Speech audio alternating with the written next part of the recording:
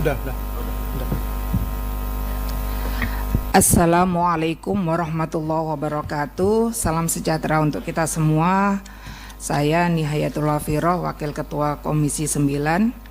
Yang saya hormati Wakil Ketua DPR RI Bapak Profesor Susmi Dasko, yang saya hormati Wakil Ketua DPR RI Bapak Saan Mustafa, yang saya hormati Wakil Ketua DPR RI Ibu Sari Yuliati, yang saya hormati Bapak Menteri Kesehatan, mitra kami. Mohon maaf saya sebut duluan nih.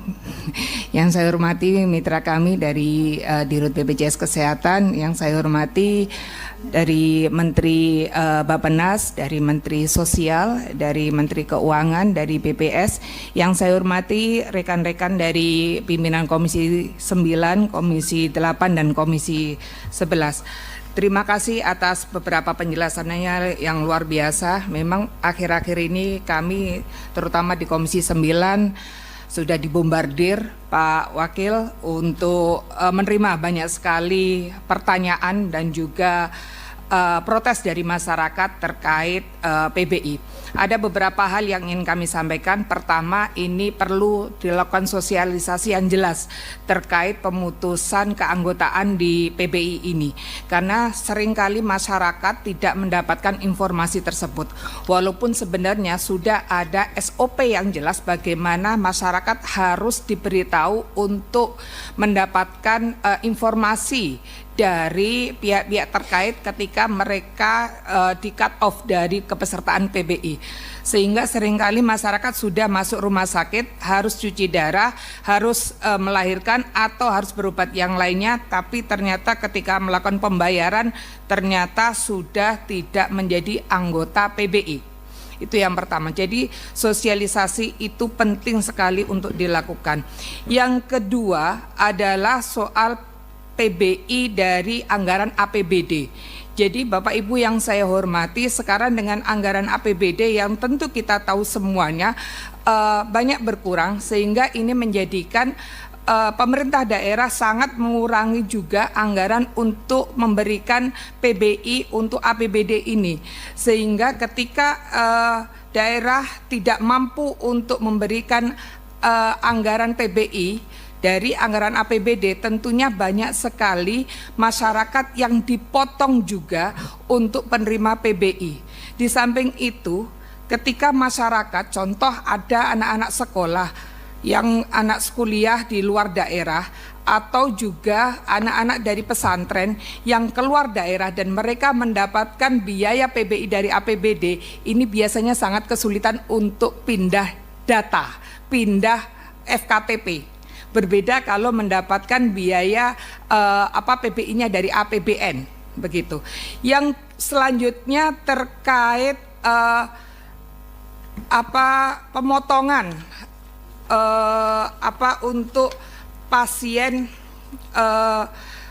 katastropik. Sebenarnya kita tanggal 15 Juli tahun 2025 sudah melakukan rapat bersama dengan Menteri Sosial, Menteri Kesehatan, dan BPJS dan juga dari BPS. Saat itu Bappenas tidak bisa karena izin waktu itu belum mendapatkan izin dari Komisi 11, izin mungkin karena waktu itu ada bertepatan rapat dengan Komisi 11, jadi Bappenas ada rapat dengan Komisi 11. Di situ ada kesimpulan yang jelas bahwa Komisi 9 DPR RI dan seluruh kementerian yang ada menyepakati untuk menjamin keberlanjutan layanan kesehatan bagi masyarakat miskin dan rentan yang terdampak penonaktifan kepesertaan PBI, serta memperkuat sistem transisi dan mekanisme reaktif melalui satu, menjamin prinsip continue of care, pelayanan kesehatan yang berkelanjutan bagi kelompok yang tengah menjalani pengobatan penyakit kronis katastropik termasuk ibu hamil, anak-anak, lansia, dan penyandang disabilitas agar tidak mengalami gangguan akses layanan akibat perubahan status kepesertaan. Tentu ini menjadi concern kita, jangan sampai nanti masyarakat ini kesulitan untuk berobat. Kalau kita lihat data yang disampaikan oleh Pak Menteri Sosial tadi, ada 106.000 masyarakat yang menderita penyakit katastropik yang itu reaktifnya secara otomatis. data ini berbeda dengan data yang disampaikan oleh BPJS Kesehatan dan juga oleh Pak Menteri Kesehatan. Pak Menteri Kesehatan dengan BPJS datanya sama, yaitu 120.472.000. Jadi ada selisih 14.472. Nah, ini karena datanya ini soal manusia, ini tentu kita melihat ini perbedaannya di mana. Dan saya sebenarnya sepakat dengan Pak Menteri Kesehatan tentang dibutuhkan waktu 3 bulan yang langsung harus aktif otomatis tanpa harus datang. Nah, saya berharap sebenarnya saya tadi mendengarkan Pak Purbaya menjelaskan, saya sebenarnya ingin mendengar langsung reaksi Pak Purbaya mendengar usulan Pak Menteri Kesehatan sebenarnya tadi, bahwa Pak Purbaya, saya berharap Pak Purbaya langsung menjawab, oke, 15 miliar untuk 3 bulan mengcover dari usulan Pak Menteri Kesehatan. Saya sebenarnya tadi berharap itu Pak Purbaya. Jadi dengan seperti itu kan kita jelas bahwa tadi saya pikir usulan dari Pak Menteri Kesehatan itu sangat logis, bahwa 3 bulan, bukan saya membela mitra ya Pak Purbaya ya, bukan karena saya Pak BGS mitra saya, tapi saya pikir ini hal yang paling logis yang bisa kita lakukan dalam 3 bulan ini untuk melihat 120.000 sekian. Jadi saya tidak tahu data yang benar yang mana, ini 120.000 sekian data dari BPJS dan Menteri Kesehatan atau dari data dari Menteri Sosial yang 106.000. Ada selisihnya 14.000 sekian. Nah, kalau usulan dari Pak Menteri Kesehatan tadi bahwa ada 3 bulan langsung aktif, butuh sekitar 15 miliar, dengan seperti itu masyarakat bisa untuk tetap melakukan cuci darah dan sebagainya, thalassemia juga butuh tambahan darah dan sebagainya. Ini akan sangat membantu sambil 3 bulan itu untuk melihat mana yang benar-benar dari desil 1, desil 2 sampai di atasnya. Saya mengapresiasi dari data yang disampaikan oleh BPS bahwa ternyata penerima PBI dari desil 1 dan 5 meningkat dan penerima dari desil ke atasnya menurun, sehingga ini menunjukkan bahwa PBI benar-benar sudah sesuai dengan target. Terakhir, ini soal pemutihan. Pemutihan ini Pak Rahmat, Pak Menteri, mungkin perlu diperjelas ke masyarakat mengenai kriteria pemutihan. Karena sampai sekarang pemutihan ini masih sangat debatable. Apakah ini khusus untuk masyarakat yang sudah meninggal, atau untuk seluruh penerima kelas masyarakat kelas 3 yang menunggak? Karena di masyarakat ini masih debatable. Ini apakah pemutihan itu untuk semua atau tidak? Nah, ini yang perlu kita klarifikasi. Lagi-lagi saya pikir kita perlu sosialisasi mengenai soal ini, karena ini kebutuhan bersama. Saya yakin betul dan kita semua meyakini bahwa ada 3 hal yang negara ini tidak boleh melakukan negosiasi kepada masyarakat. Yang pertama adalah akses kesehatan, yang kedua adalah akses pendidikan, dan yang paling utama adalah akses keselamatan bangsa negara kita. Demikian Wakil Ketua, terima kasih. Wallahu muwaffiq ila aqwamit thoriq. Wassalamualaikum warahmatullahi wabarakatuh. Terima kasih Pak Ketua. Mungkin saya hanya ada penjelasan sedikit tentang pertanyaan Ibu dari Komisi 9 tadi. Kenapa uang dari Kementerian Keuangan seret katanya. Jadi kita udah alokasikan iuran untuk PBI JK tahun 2026 itu sebesar 56,464 triliun. Yang 46,464 triliun udah masuk dalam DIPA Kementerian Kesehatan dan sudah siap digunakan. Betul Pak? Yang 10 triliun lagi juga dalam DIPA Kementerian Kesehatan, ini masih diberikan catatan diblokir menunggu dasar kebijakan lebih lanjut. Jadi tergantung Kementerian Kesehatan maunya apa, mau diapain, kita belum clear. Mau dipakai dia untuk membiayain PBI atau menaikkan modal iuran, terserah. Tapi sampai sekarang belum putus. Begitu keluar besok saya bayar. Yang kemudian Ada juga alokasi bantuan iuran PBIJK yang masih dicadangkan dalam BABUN sebesar 10 triliun. Itu juga menunggu dasar kebijakan lebih lanjut. Mau dipakai apa? Jadi kalau Anda kurang, cepat-cepat minta Kementerian Kesehatan biar diberesin kebijakannya mau diapain, saya keluarkan secepatnya. Uangnya ada. Jadi tadi Menteri Kesehatan klaim katanya uangnya lambat gara-gara mereka curiga saya nggak punya uang. Uang saya banyak, tahun lalu aja 270 triliun cash, nggak bisa dipakai itu, tapi di luar anggaran ya. Jadi kalau dalam cash, isu cash nggak ada masalah. Anda minta saya kasih. Tadi udah dijelasin ya? Yang dijelasin udah dijelasin. Ya. Mungkin itu dari kami Pak, kami siap mendukung program ini dengan sepenuh hati asal clear, jangan sampai saya bayar terus nggak jelas uangnya dipakai apa. Terima kasih Pak. Seluruh wartawan yang sudah hadir di sini, kita hari ini sangat berbahagia ya bahwa barang yang kita nantikan, barang yang kita sudah minta selama berbulan-bulan, bahkan dengan lelah, keluar waktu, tenaga dan segala macam, kita minta ke Komisi Informasi, akhirnya hari ini dibuka, yaitu ijazah yang digunakan Joko Widodo untuk mencalonkan diri jadi presiden di tahun 2014 dan 2019. 2014 yang bawah, 2019 yang atas. Nah, ini mengkonfirmasi temuan-temuan yang saya dapatkan dari sumber lainnya. Namun ternyata ada yang salah di sini. Jadi di sini agak berbeda dari sumber-sumber yang saya dapatkan mengenai ijazah yang digunakan 2014. Tetapi itu nanti akan kita investigasi lebih lanjut dan akan kita umumkan hasilnya begitu saya temukan. Nah, untuk Pak Bonatua saya ucapkan selamat bahwa penelitiannya telah membuahkan sebuah hasil ya. Dan nanti akan dibukukan ya Pak Bonatua. Ya. Akan dibuat menjadi sebuah buku yang semoga akan menjadi penerusnya Jokowi White Paper. Ya. Silakan Pak Bonatua untuk dijelaskan apa yang akan dilakukan. Baik, masih ya. Assalamualaikum, Shalom, Om Swastiastu, Namo Buddhaya, Salam Kebajikan. Maaf, Pak, saya ngopet nih, takut slip tang. Jadi, ya selamat siang kepada rekan-rekan media, ya. Terutama ya, saya mengucapkan selamat Hari Pers ya. Nah, jadi sekarang kan Hari Pers nih. Ya. Ini sekaligus membuktikan bahwa keterbukaan informasi juga dambaan dari insan pers. Bagaimana perjuangan ini adalah buktinya bahwa perslah yang menjadi corong kita ke publik menyampaikan ini, ya. Jadi terima kasih sudah hadir, ya.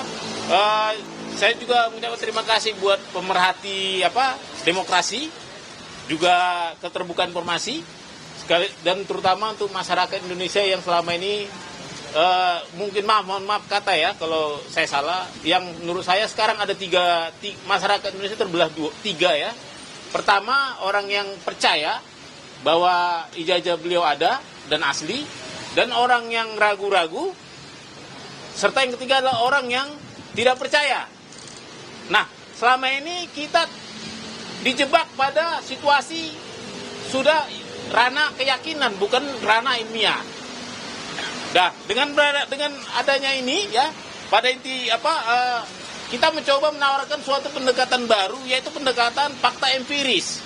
Karena saya peneliti, inilah hasil fakta empiris itu. Jadi saya harap masyarakat yang terbelah, yang tadi tiga itu, kembali ke jadi masyarakat ilmiah yang mari melihat ini semua sebagai alat sah untuk diteliti, ya. Ini tentunya sama-sama kita tahu bahwa proses ini kita mulai sejak 3 Agustus yang lalu dengan proses yang panjang dari awal permintaan informasi, lalu KPU mengeluarkan keputusan 731 untuk mengatakan bahwa informasi saya ditolak karena melanggar keputusan KPU 731. Setelah itu publik marah. Setelah publik marah, DPR juga ikut marah, Komisi 2 ikut memanggil mereka. Lalu setelah itu saya juga mengirimkan keberatan, dan keberatan saya itu dijawab dengan dicabutnya keputusan 731 dan disertai dengan diserahkan juga yang 2 ini, tapi ya dengan 9 item yang disembunyikan. Ya. Nah, lantas saya tidak puas, 9 item itu harus dibuka karena ini dalam rangka demokrasi, yaitu jendela keterbukaan informasi. Akhirnya saya sidang sengketakan di Komisi Informasi Publik dan sampai 6 kali sidang ya sejak November ya. Akhirnya keputusan KIP mengatakan bahwa saya menang. Permintaan saya membuka 9 item diterima. Setelah itu KPU dikasih kesempatan untuk banding ke petun. Dan itu yang ternyata KPU cukup bijak, tidak mau menggunakan uang rakyat untuk melawan rakyat. Ya, dengan kata lain, terima kasih KPU ya. Artinya memang ini buktinya bahwa tak sempat saya simpan ini. Selalu langsung saya kasih ke publik. Nah, dengan begitu ya, mengapa inti acara kita ini adalah menerima salinan resmi fotokopi ijazah ya. Ini saya fotokopi ijazah terlegalisir berwarna tanpa sensor. Menyambung kata Bang Mike tadi, ya. Inilah data ijazah pertama dari pintu depan KPU. Ya. Meskipun saya tahu, saya teliti banyak ijazah yang dari pintu belakang yang beredar ya. Nah, ini nanti akan kita teliti, tujuannya peneliti, mohon kita dibantu ya Pak publik. Isu ijazah ini kan sudah memecah kita jadi 3 kubu tadi. Nanti mari kita di medsos, di mana-mana kasih data yang benar. Ya. Yang pasti jangan sampai kita menjadi fitnah. Ya, jangan sampai kita terjebak perbuatan tidak menyenangkan, melanggar undang-undang. Kita ini bisa jadi peneliti dengan apa? Dengan data yang benar. Inilah data yang benar. Ini resmi dari KPU lembaga negara. Meskipun kalian harus ingat bahwa ini memang benar data sekunder, tapi ini belum teruji secara klarifikasi maupun autentikasi. Artinya ini masih asumsi. Jadi mari kita meneliti dengan bijak. Artinya kalaupun nanti ini kita temukan benar atau salah, kita masih butuh yang namanya yang fisiknya, sumber fisik dari fotokopi ini. Ya. Jadi dari sini ya saya catat kita ini bisa, ini ada kelebihan dan kekurangannya dari fisik asli fotokopinya. Yang pasti yang kita minta ini kan fotokopi terlegalisir 5 tahun, 5 periode, 2005, 2010, 2012, 2014, 2019. Yang ini baru 2. Nah, yang mengikuti sepanjang zaman itu adalah legalisir ini. Ini selalu identik membawa jejak-jejak administrasi. Ya, bagaimana ini keluar ini nggak sembarangan. Ini pasti ada sebuah proses administrasi di baliknya. Itu bisa kita mintakan juga ke UGM. Dimulai dari siapa yang meminta, siapa yang melegesnya, siapa yang pihak KPU yang memverifikasi administrasi, ya itu bisa bisa jadi verifikasi validasi dokumen 5 dokumen tadi. Berikutnya kesamaannya ini dengan yang sumber fotokopinya, saya bilang sumber fotokopi ya, saya belum berani bilang itu asli ya. Sumber fotokopinya, katakanlah asumsinya itu asli ya, adalah semogalah informasi ini, ya. Jadi bayangkan bahwa dulu ada alih media, informasi ini alih media dari yang aslinya, katakan aslinya, analognya, ke fotokopi. Artinya 100% informasi ini sudah pindah. Misalnya nama, logo, foto, tanggal lahir, ya kan, tanda tangan, ini sudah 100% pindah alih media dan 100% bisa dipertanggungjawabkan jika ada yang ingin menelitinya. Misalnya tanda tangan itu bisa teliti, mungkin nanti netizen ada yang ahli tanda tangan, yang punya kebetulan dulu meleges pas di tanggal ini, kan bisa dicek ini tanda tangannya gimana. Seperti Bang Mike tadi juga, ini kan agak beda posisinya, kok geser ya kan. Nah ini juga agak geser ini dengan data-data yang pernah ada. Nah itu juga nanti akan bisa kita teliti, ya.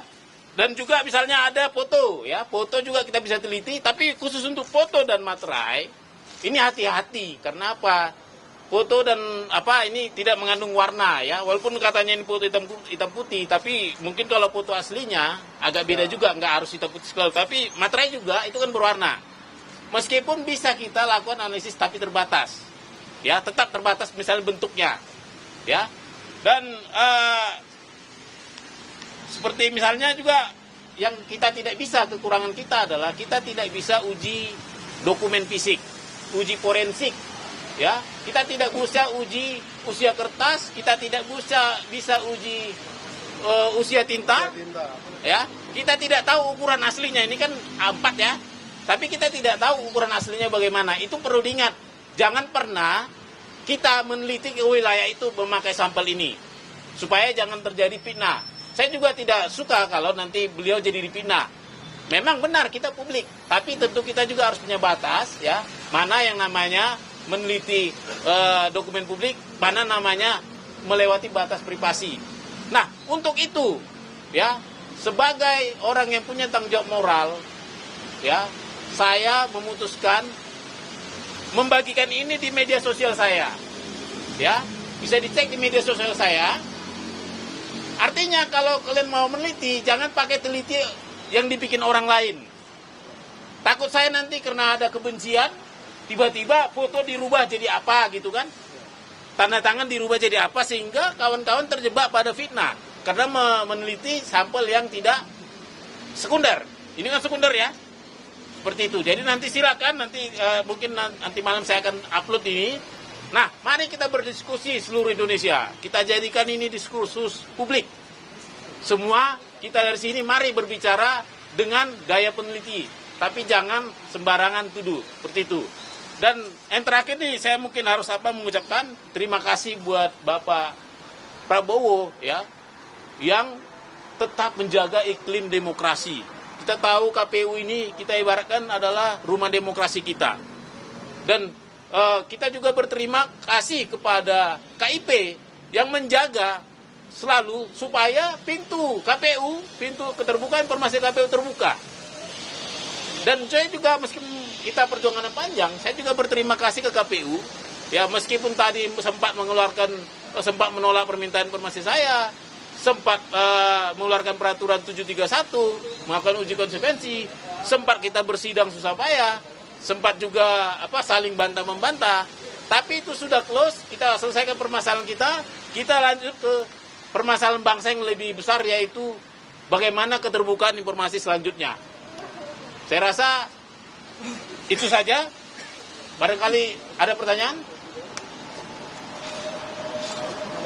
Tetap dikasih ke Andri. Nah, ada satu lagi penutup mungkin ya, karena belum ada pertanyaan. Tetap publik bantu kami, dukung kami, karena tugas kita ada 3 lagi ya. Saya lagi meminta ke KPU DKI, KPU Kota Solo untuk tahun 2005-2010. Mereka sudah respon, nanti kita akan berbagi lagi. Artinya ini akan lengkap kita buat jadi data publik. Karena ini memang saya juga di sini saya buat ini untuk penelitian. Mari kita meneliti ya secara bersama-sama. Kenapa? Publik punya hak untuk meneliti informasi publik. Ini bukan barang yang kita takutin untuk diteliti. Kenapa? Hak publik sudah dinikmati pejabat publik. Sudah sepatutnya kita publik juga mengganggu haknya. Seperti itu. Saya rasa itu aja. Ada mau tambahin Bang Mai? Ya, saya tambahin sedikit ya Pak Bona, supaya kita tidak lupa bahwa ijazah-ijazah ini sudah seharusnya diberikan kepada Arsip Nasional Republik Indonesia untuk diautentikasi. Supaya publik percaya bahwa ini asli. Dibawalah oleh Pak Jokowi ijazah aslinya, dan KPU membawa ijazah 2 ini, dan dibawa ke Arsip Nasional supaya diautentikasi menjadi asli. Karena identik itu menurut saya tidak ada gunanya. Nah, yang kedua, tolong KPU Solo dan KPU DKI Jakarta, sudahlah, kita sudahi saja sidang itu. KPU RI saja sudah memberikan, ada apa lagi yang bermasalah di sini? Berarti ini adalah data publik dan harus diberikan. Yang ketiga, jangan salah, ada 1 orang lagi yang masih dipermasalahkan ijazahnya atau surat keterangannya. Kalau ini diberikan, maka Gibran Raka Buming Raka juga harus memberikan hal yang sama. Saya di sini netral, bukan menyerang siapa-siapa, tetapi kalau 1 bisa diberikan, semua harus diberikan. Bahkan kelulusan akmilnya Pak Prabowo pun boleh diberikan. Jadi jangan ada yang dibilang tabu atau wajangan karena dia masih menjabat, tidak. Menurut saya akan lebih gentle, lebih keren, lebih anak muda, lebih Gen Z kalau Pak Gibran juga memberikan hal yang sama kepada kita. Sudah, itu aja dari saya. Ya, makasih. Ya, Makasih ya. begini. Baik, terima kasih. Assalamualaikum warahmatullahi wabarakatuh. Salam sejahtera untuk kita semua. Om Swastiastu, Namo Buddhaya, salam kebajikan, rahayu. Yang saya hormati Wakil Ketua DPR RI Profesor Sufmi Dasko, Ibu Sari dan Bapak Saan Mustafa. Yang kami hormati pimpinan Komisi 8, Komisi 9 dan Komisi 11. Yang kami hormati Menteri Bappenas Republik Indonesia, Menteri Keuangan, Menteri Sosial, kemudian Menteri Kesehatan dan BPS Republik Indonesia. Terima kasih untuk kesempatannya. Saya tidak ada di komisi terkait, tapi saya diundang. Terima kasih karena sekarang di Komisi 13. Tentu soal sistem jaminan sosial nasional adalah soal HAM warga negara yang dimandatkan juga dalam peraturan di nasional kita maupun dalam peraturan internasional. Nah, oleh karena itu menurut saya kita kembali sedikit pada Undang-Undang 40 2004 yang mengamanatkan adanya kenapa kita bisa ada BPJS sekarang ini. Undang-undang tentang SJSN ada prinsipnya 7, undang-undang kegotong royongan, kemudian prinsip nirlaba, keterbukaan, kehati-hatian, akuntabilitas, portabilitas, dan kepesertaan wajib.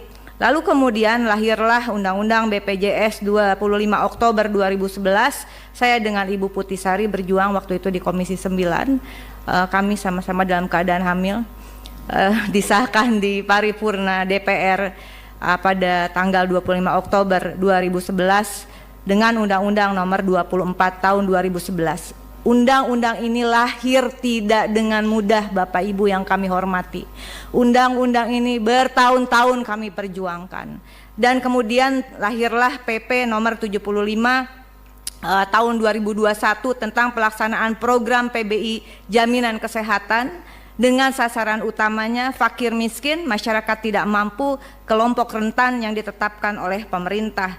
Dan saya teringat bahwa apa yang disampaikan oleh Presiden Prabowo pada saat pelantikan di paripurna DPR, bahwa tidak menginginkan lagi adanya kebijakan yang tidak berbasis pada data faktual atau berbasis hanya pada data statistik yang terindikasi tidak sesuai dengan kebutuhan real dan kondisi real rakyat Indonesia. Bapak Ibu yang kami hormati, tadi dikatakan peserta PBI yang ditanggung oleh APBN 96,5 juta sekian begitu, dan kemudian tadi disampaikan oleh Pak Dolfi, pimpinan dari Komisi 11, sebetulnya ada 146 juta yang telah diputuskan penerima PBI dengan anggaran 58,9 triliun. Pertanyaan pertama saya adalah kenapa masih harus ada, tadi dari fraksi PKB mengatakan kenapa harus ada yang masih dibebankan pada APBD? Pada APBD dengan total kepesertaan data tadi disampaikan per bulan Februari ada 47.392.788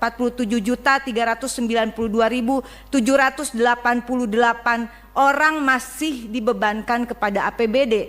Padahal di dalam APBN sudah diamanatkan 146 juta dan yang telah dialokasikan 96,515 juta. Artinya keseluruhan peserta PBI saat ini adalah 143.908.093 peserta.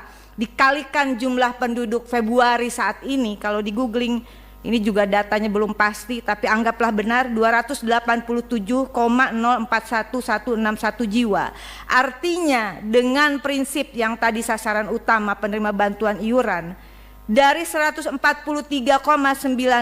juta jiwa, artinya jumlah penduduk miskin Indonesia saat ini 50,31%. Bapak Menteri Keuangan, tentu ini bukan kondisi yang baik-baik saja. Kalau dikalikan ya, apakah ini data yang faktual? Karena kalau 50,31%, saya mohon masukan dari senior-senior Komisi 11, dari semua yang hadir di sini, apa kategori negara kita jika 50,31% tidak mampu? Sehingga menurut saya ini juga sangat tidak baik. Bagaimana sebetulnya Presiden Prabowo berupaya agar anggaran itu turun langsung ke desa. Agar pendataan itu sebetulnya harus dimulai dari desa. Oleh karena itu izin saya merekomendasikan. Pertama, saya sepakat reaktivasi peserta yang dinonaktifkan tadi segera, karena ini mohon izin pimpinan, mereka sangat, ini persoalan nyawa. Ada 120.472 orang kali 42.000 kali 3 bulan hanya 15,179 miliar, bukan uang kita. APBN bukan uang saya, bukan uang kita, uang rakyat. Saya kira cukup ini. Saya yakin Pak Purbaya juga akan mengatakan tadi cukup karena sudah dialokasikan, sebetulnya tinggal diturunkan. Yang kedua adalah benahi ekosistem data yang terintegrasi mulai dari desa dan kelurahan. Saya yakin bahwa anggaran tepat sasaran, jika data tepat sasaran, basis anggaran adalah data dasar negara, begitu. Karena itu saya dalam hal ini mengapresiasi khususnya kepada Bapak Prof. Dasko yang menginisiasi adanya prolegnas prioritas 2026 tentang RUU 1 Data Indonesia yang diinisiasi oleh DPR RI, khususnya Balik Republik Indonesia. Demikian pimpinan, sekali lagi mohon dukungannya kita untuk membenahi data negara, karena kita percaya bahwa di balik angka dalam data negara ada nasib dan nyawa jutaan rakyat yang dipertaruhkan. Ini bukan soal deretan angka. Kita bekerja di sini, saya yakin pimpinan, bukan sekedar untuk menghitung secara teknis deretan angka, datasen dan sebagainya. Keberhasilan kita bukan apa yang ditayangkan dalam PowerPoint, tapi keberhasilan kita ketika kita sejalan dengan Presiden Prabowo bahwa anggaran itu harus berbasis pada data agar pembangunan programnya semua terukur, terarah dan tepat sasaran, termasuk bagi peserta penerima bantuan iuran. Terima kasih. Wallahul muwaffiq ila aqwamit thoriq. Wassalamualaikum warahmatullahi wabarakatuh. Waalaikumsalam. Menteri Sosial dulu, baru Menteri Keuangan. Terima kasih warahmatullahi wabarakatuh. Baik, terima kasih. Lanjut dengan Menteri Keuangan, kemudian Bappenas, baru saya akan kasih kesempatan kepada rekan-rekan dari Komisi 11, 8, dan 9. Terima kasih Pak Ketua. Assalamualaikum warahmatullahi wabarakatuh. Yang kami hormati pimpinan DPR, Ketua Komisi 8, 9, dan 11 DPR RI, para anggota Komisi 8, 9, dan 11 DPR RI. Terima kasih untuk telah mengundang saya pada rapat pada siang hari ini. Saya nggak tahu bisa ngomong banyak nggak tentang BPJS, tapi saya akan coba isi sedikit lah dan memberi masukan sedikit juga. Bapak Ibu pimpinan anggota Komisi 8, 9, dan 11 yang saya hormati, sebagaimana kita ketahui bersama bahwa APBN 2026 next didesain tetap ekspansif dan sustainable untuk mendukung 8 agenda prioritas yang diantaranya untuk mewujudkan kesehatan yang berkualitas, termasuk untuk mendorong efektivitas program Jaminan Kesehatan Nasional atau JKN, sehingga akan meningkatkan akses, kualitas layanan, serta mampu memproteksi keuangan masyarakat dalam memenuhi biaya kesehatan. Kalau kita lihat tuh total biayanya mencapai 247,3 triliun rupiah. Jadi pemerintah betul-betul serius memperbaiki kesehatan masyarakat. Ini mungkin angka yang kadang-kadang orang nggak tahu. Kalau saya di keuangan juga bingung, pusing terus. Ini besar terus, makin besar, tapi nggak apa-apa.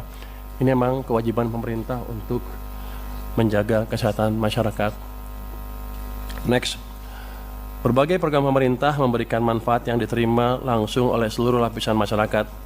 Sekitar 897,6 triliun rupiah dari total belanja pada APBN 2026 diperkirakan akan diterima oleh masyarakat dalam bentuk MBG, subsidi, dan kompensasi energi, KUR, serta berbagai program bansos termasuk PBI JKN bagi 96,8 juta orang.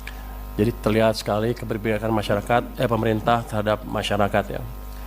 Sebanyak 59% dari total alokasi tersebut akan dimanfaatkan oleh masyarakat yang seharusnya menjadi PBI JKN desil 1 sampai 5.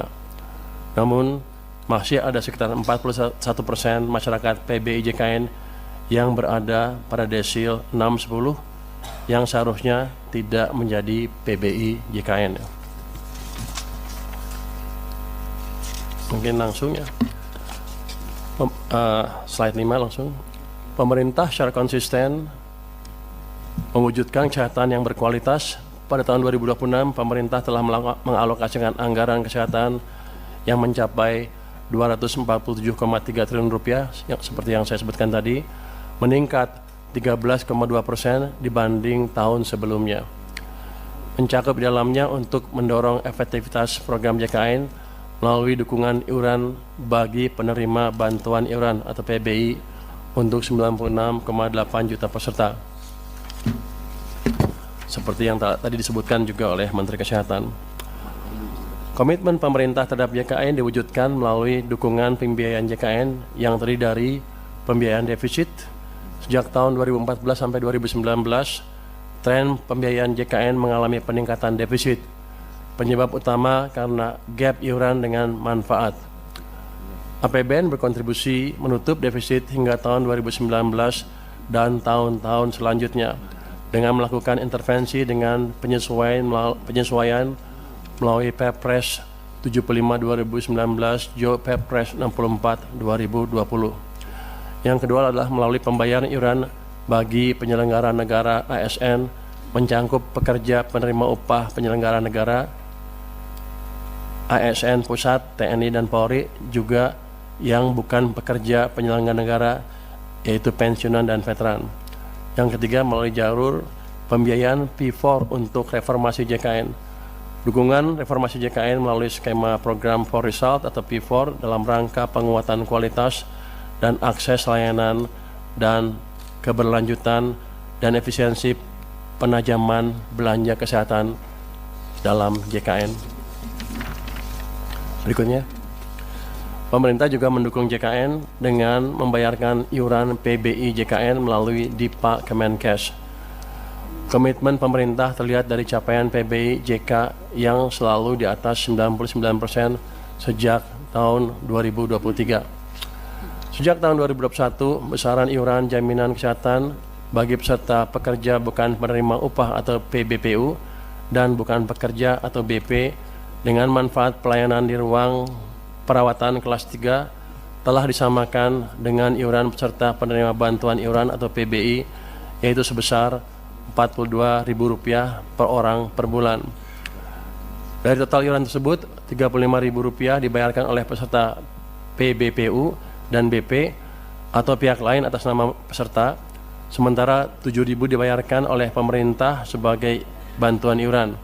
Dengan rincian Rp4.200 ditanggung oleh pemerintah pusat dan Rp2.800 ditanggung oleh pemerintah daerah. Saat ini pemerintah juga tengah dalam proses penyusunan rancangan peraturan presiden tentang penghapusan piutang iuran dan denda iuran jaminan kesehatan bagi peserta PBPU dan BP kelas 3. Kebijakan ini bertujuan untuk menghapus tunggakan iuran yang selama ini menjadi beban peserta, sekaligus mendorong peningkatan kepesertaan aktif dan keberlanjutan sistem jaminan kesehatan nasional. Coba bisa balik ke slide nomor 4 kalau nggak salah. Nomor 4. Ini saya di Kementerian Keuangan mencoba menganalisa kenapa sebelumnya nggak ada keributan terus akhirnya ini tiba-tiba ada keributan. Kalau kita lihat tabel ini yang tadi juga dipakai oleh Menteri Sosial, itu jumlah penghapusan dan penggantian PBI JK yang dihapus tuh di bulan Februari tahun 2026 naiknya atau mencapai 11 juta orang, itu hampir 10% dari total kan, dari 98. Sebelumnya 7, 1, 1, 1, 1 di bawah 1 juta, dan 1 juta di bawah 1 juta.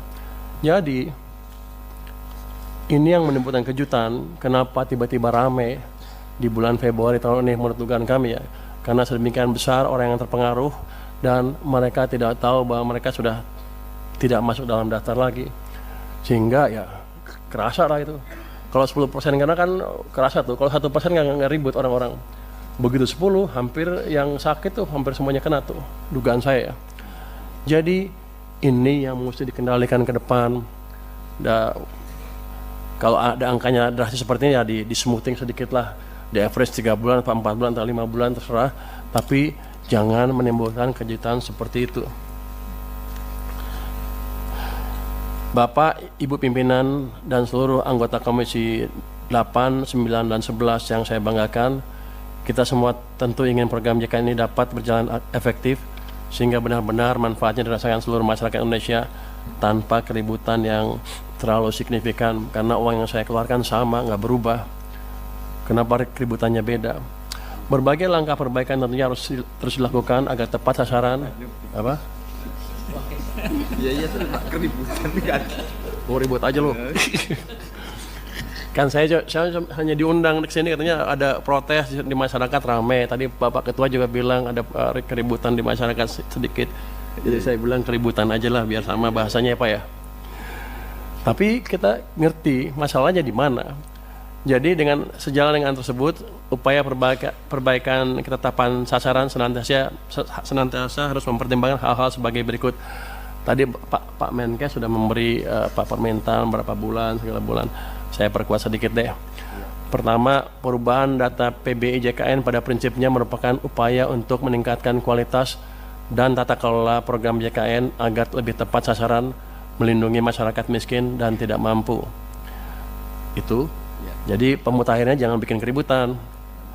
Yang kedua, penonaktifan peserta PBI JK dapat dipertimbangkan untuk tidak langsung berlaku, namun diberikan jangka waktu 2-3 bulan, tadi Pak Menkes 2 bulan, 2-3 bulan yang disertai dengan sosialisasi kepada masyarakat. Jadi begitu mereka masuk list, tidak masuk lagi ke daftar PBI, langsung trigger sosialisasi ke mereka bahwa mereka tidak masuk lagi ke list itu, sehingga mereka bisa melakukan tindakan yang diperlukan, entah membayar dengan tempat lain atau gimana. Tapi jangan sampai yang udah sakit tiba-tiba begitu mau cek cuci darah lagi tiba-tiba nggak eligible, nggak berhak. Kan itu kayaknya kita konyol. Ya, padahal uang yang saya keluarin sama. Saya rugi di situ, uang keluar, image jelek jadinya. Pemerintah rugi dalam hal ini, Pak. Kemudian masukan dari kami adalah penentuan jumlah PBI dilakukan dengan hati-hati dan terukur, dengan mengedepankan ketepatan sasaran, kemudahan akses layanan, dan menjaga keberlanjutan program JKN. Tadi kan kalau ditanya ada nggak ruang untuk ngisi orang-orang tadi yang nggak masuk, kan ada. Kan masih 96 juta sekian kan, targetnya 98. Harusnya kalau prosedurnya clear, nggak ada masalah itu. Jadi masalahnya adalah masalah operasional, masalah manajemen, dan masalah sosialisasi yang harus bisa dibereskan secepatnya. Kalau itu membuat uang yang saya keluarkan untuk Anda lebih kecil, saya mendukung. Ribut dikit nggak apa-apa. Tapi ini kan sama, uang yang saya keluarkan sama, ribut lagi. Saya rugi banyak, Pak. Ke depan tolong dibetulin. Dengan demikian penjelasan kami tentang dukungan APBN 2026 untuk mendorong efektivitas program JKN dalam rangka mewujudkan SDM unggul, sehat, produktif, dan berdaya saing untuk menghadirkan Indonesia yang tangguh, mandiri, dan sejahtera. Terima kasih. Kami kembalikan kepada pimpinan. Wassalamualaikum warahmatullahi wabarakatuh.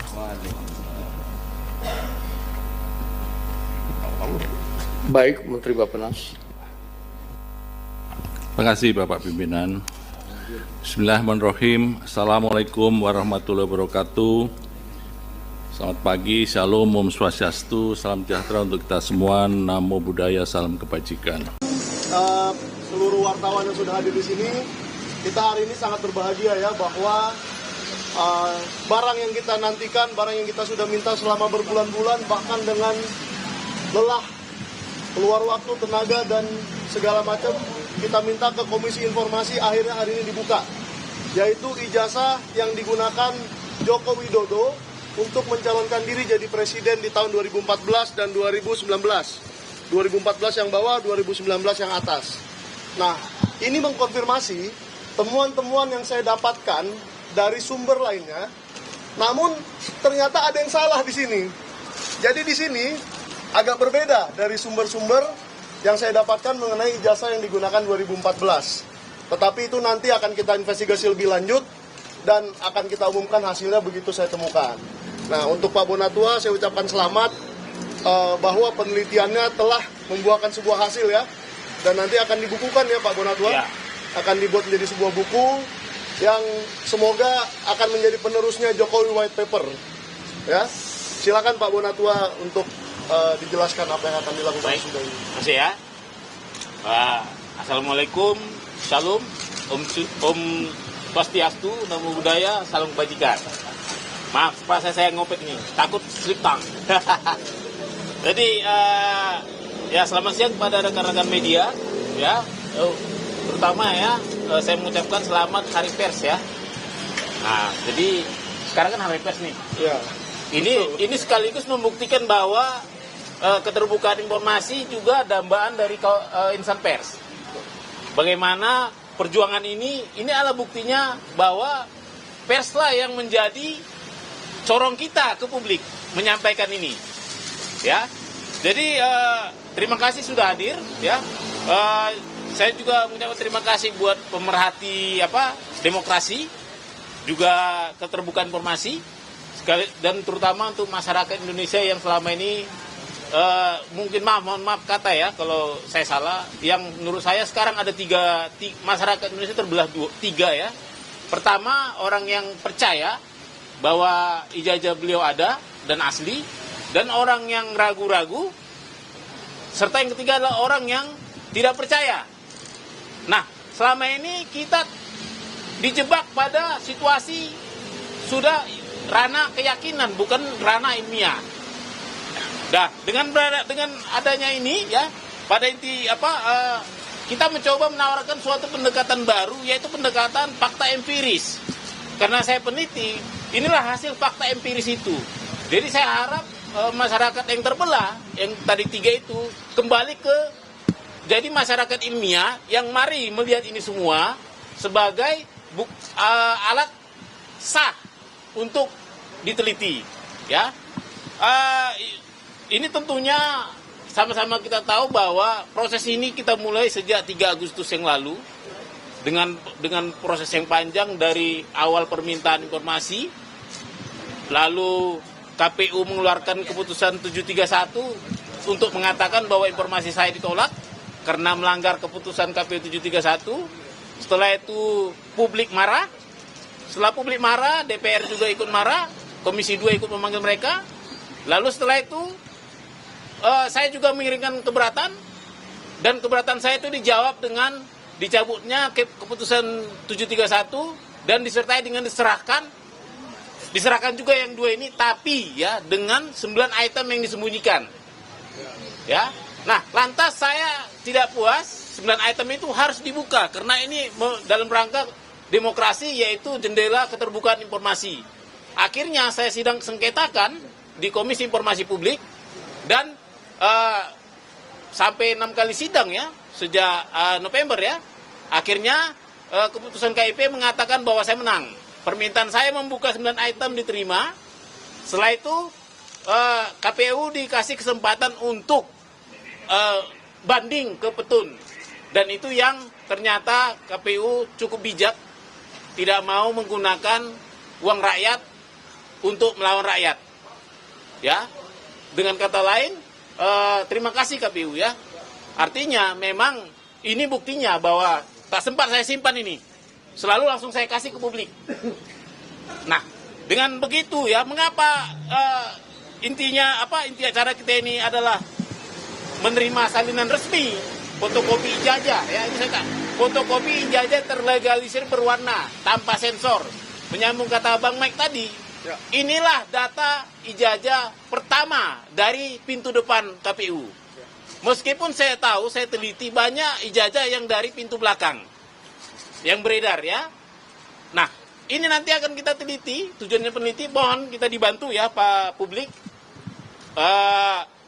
Isu ijazah ini kan sudah memecah kita jadi 2-3 kubu tadi. nanti mari kita di medsos, di mana-mana kasih data yang benar. Ya. Yang pasti jangan sampai kita menjadi fitnah. Ya, jangan sampai kita terjebak perbuatan tidak menyenangkan, melanggar undang-undang. Kita ini bisa jadi peneliti dengan apa? Dengan data yang benar. Inilah data yang benar. Ini resmi dari KPU lembaga negara.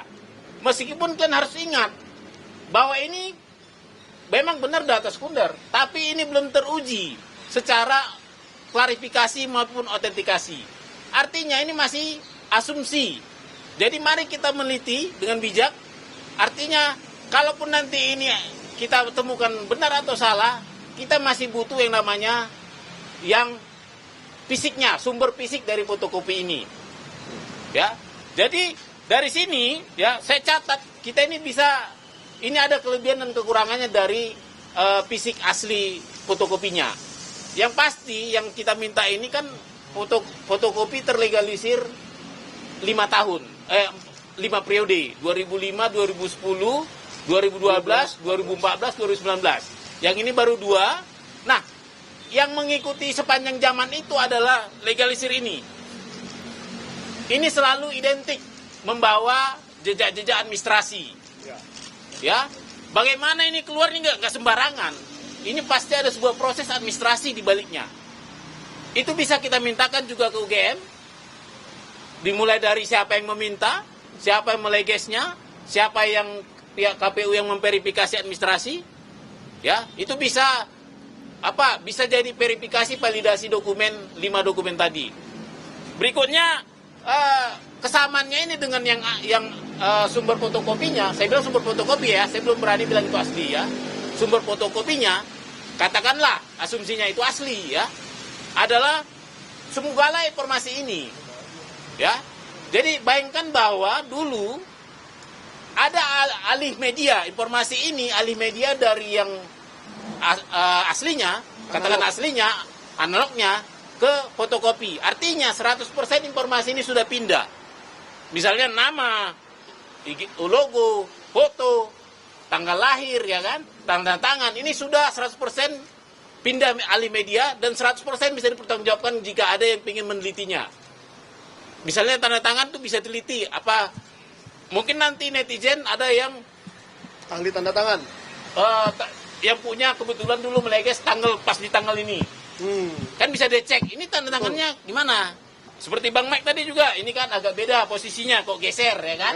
Nah ini juga agak geser ini dengan data-data yang pernah ada. Nah itu juga nanti akan bisa kita teliti ya. Dan juga misalnya ada foto ya, foto juga kita bisa teliti, tapi khusus untuk foto dan materai ini hati-hati. Karena apa?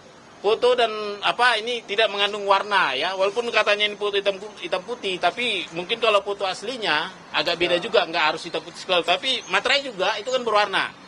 Meskipun bisa kita lakukan analisis tapi terbatas. Ya, tetap terbatas misalnya bentuknya. Ya. Dan seperti misalnya juga yang kita tidak bisa, kekurangan kita adalah kita tidak bisa uji dokumen fisik, uji forensik. Ya, kita tidak bisa uji usia kertas, kita tidak bisa uji usia tinta. Ya, kita tidak tahu ukuran aslinya. Ini kan 4 ya. Tapi kita tidak tahu ukuran aslinya bagaimana. Itu perlu diingat. Jangan pernah kita meneliti ke wilayah itu memakai sampel ini. Supaya jangan terjadi fitnah. Saya juga tidak suka kalau nanti beliau jadi difitnah. Memang benar kita publik, tapi tentu kita juga harus punya batas ya. Mana yang namanya meneliti dokumen publik, mana namanya melewati batas privasi. Nah, untuk itu ya, sebagai orang yang punya tanggung jawab moral ya, saya memutuskan membagikan ini di media sosial saya. Ya, bisa dicek di media sosial saya. Artinya kalau kalian mau meneliti, jangan pakai teliti yang dibikin orang lain. Takut saya nanti karena ada kebencian, tiba-tiba foto dirubah jadi apa gitu kan. Tanda tangan dirubah jadi apa sehingga kawan-kawan terjebak pada fitnah. Karena meneliti sampel yang tidak sekunder. Ini kan sekunder ya. Seperti itu. Jadi nanti silakan, nanti mungkin nanti malam saya akan upload ini. Nah, mari kita berdiskusi seluruh Indonesia. Kita jadikan ini diskursus publik. Semua kita dari sini mari berbicara dengan gaya peneliti. Tapi jangan sembarangan tuduh, seperti itu. Dan yang terakhir nih, saya mungkin harus mengucapkan terima kasih buat Bapak Prabowo ya, yang tetap menjaga iklim demokrasi. Kita tahu KPU ini kita ibaratkan adalah rumah demokrasi kita. Dan kita juga berterima kasih kepada KIP yang menjaga selalu supaya pintu KPU, pintu keterbukaan informasi KPU terbuka. Dan saya juga meskipun kita perjuangannya panjang, saya juga berterima kasih ke KPU. Ya meskipun tadi sempat menolak permintaan informasi saya, sempat mengeluarkan peraturan 731, melakukan uji konsekuensi, sempat kita bersidang susah payah, sempat juga saling bantah-membantah. Tapi itu sudah close, kita selesaikan permasalahan kita lanjut ke permasalahan bangsa yang lebih besar, yaitu bagaimana keterbukaan informasi selanjutnya. Saya rasa itu saja. Barangkali ada pertanyaan? Tetap dikasih ke Andri. Ada satu lagi penutup mungkin ya, karena belum ada pertanyaan. Tetap publik bantu kami, dukung kami, karena tugas kita ada 3 lagi ya. Saya lagi meminta ke KPU DKI, KPU Kota Solo untuk tahun 2005-2010. Mereka sudah respon, nanti kita akan berbagi lagi. Artinya ini akan lengkap kita buat jadi data publik. Karena ini memang saya juga di sini saya buat ini untuk penelitian. Mari kita meneliti ya secara bersama-sama. Kenapa? Publik punya hak untuk meneliti informasi publik.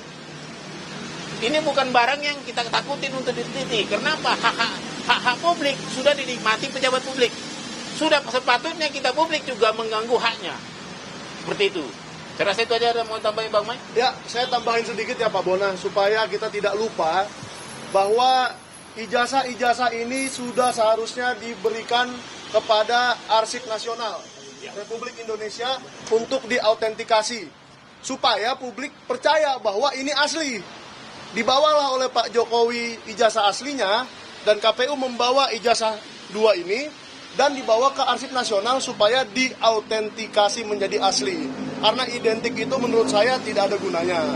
Nah, yang kedua, tolong KPU Solo dan KPU DKI Jakarta, sudahlah, kita sudahi saja sidang itu. KPU RI saja sudah memberikan, ada apa lagi yang bermasalah di sini? Berarti ini adalah data publik dan harus diberikan. Yang ketiga, jangan salah, ada 1 orang lagi yang masih dipermasalahkan ijazahnya atau surat keterangannya. Kalau ini diberikan, maka Gibran Raka Buming Raka juga harus memberikan hal yang sama. Saya di sini netral, bukan menyerang siapa-siapa, tetapi kalau satu bisa diberikan, semua harus diberikan. Bahkan kelulusan akmilnya Pak Prabowo pun boleh diberikan. Jadi jangan ada yang dibilang tabu atau wah jangan karena dia masih menjabat, tidak. Menurut saya akan lebih gentle, lebih keren, lebih anak muda, lebih Gen Z kalau Pak Gibran juga memberikan hal yang sama kepada kita. Sudah, itu aja dari saya. Ya, makasih. Ya, makasih ya. Begini.